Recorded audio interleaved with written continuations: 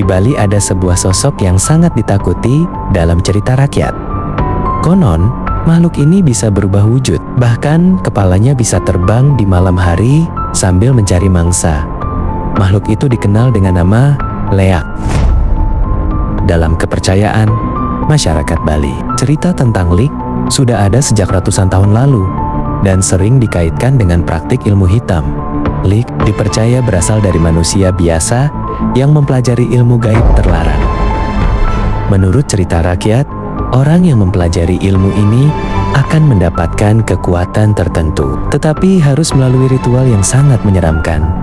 Karena itulah, Lik sering dianggap sebagai simbol dari ilmu hitam yang berbahaya.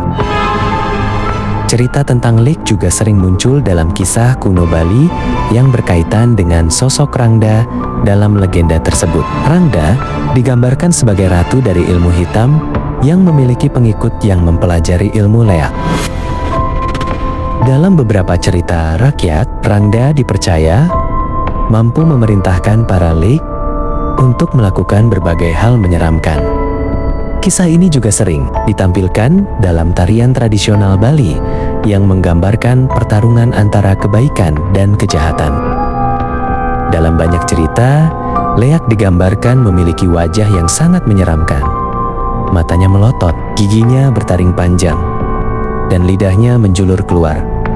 Beberapa cerita bahkan mengatakan bahwa pada malam hari, Leak dapat berubah menjadi berbagai bentuk. Ada yang mengatakan mereka bisa berubah menjadi hewan, sementara cerita lain mengatakan bahwa hanya kepalanya saja yang terbang dengan organ tubuh yang menggantung. Di beberapa daerah di Bali, cerita tentang Lik masih sering diceritakan hingga sekarang. Sebagian orang menganggapnya hanya sebagai legenda atau cerita rakyat. Namun bagi sebagian masyarakat, kisah ini tetap dihormati sebagai bagian dari tradisi dan kepercayaan lokal. Karena itulah, cerita tentang Lik masih menjadi salah satu legenda paling terkenal di Bali.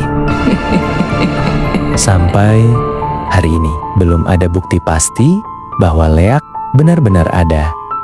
Namun, legenda tentang makhluk ini masih terus hidup dalam cerita masyarakat Bali, dan bagi sebagian orang, kisah tentang Leak bukan sekadar legenda.